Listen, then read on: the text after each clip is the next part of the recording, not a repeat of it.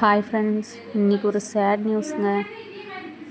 இன்றைக்கி எங்கள் ஊரில் ஆலங்கட்டி மழை, அப்புறம் சூறாவளி காற்று பயங்கரமாக அடித்து எங்கள் வீடு இடிஞ்சு விழுந்துருச்சுங்க. ரொம்ப கஷ்டமாக இருக்குது. எங்கள் அப்பா ஜஸ்ட்டு மிஸ்ஸில் உயிர் தப்பிச்சார். எங்கள் அப்பா எப்போயுமே இங்கே தான் இருப்பார். Maximum TV பார்த்துட்ருப்பார்.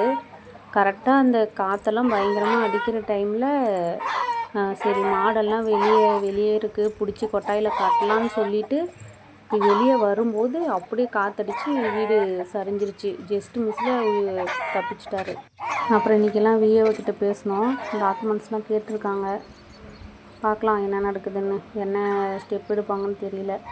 ஃபுல்லாக டிவிலேருந்து கட்டில் எல்லாமே நிறைய திங்ஸ், ஃபுல்லாக சாப்பாடு செலவு, பாத்திரம் எல்லாம் நிறைய அப்படியே போயிடுச்சு. எப்படியோ ஒன்று எல்லாம் போனால் பரவாயில்ல, எங்கள் அப்பா எப்படியோ ஒன்று வெளியே வந்துட்டார். அது வரையும் சந்தோஷம். என் தம்பி ஸ்கூல் புக்ஸு, காலேஜ் புக்ஸ் எல்லாம் ஞாபகார்த்தமாக வச்சுருந்தான். எல்லாமே போயிடுச்சு. அப்புறம் இன்னொரு தம்பியோட சர்டிஃபிகேட்லாம் உள்ளே இருக்குது. அதுதான் வெளியே எடுக்கணும்.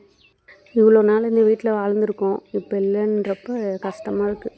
அதுதான் ஃப்ரெண்ட்ஸ் உங்கள்கிட்ட ஷேர் பண்ணேன். தேங்க்யூ.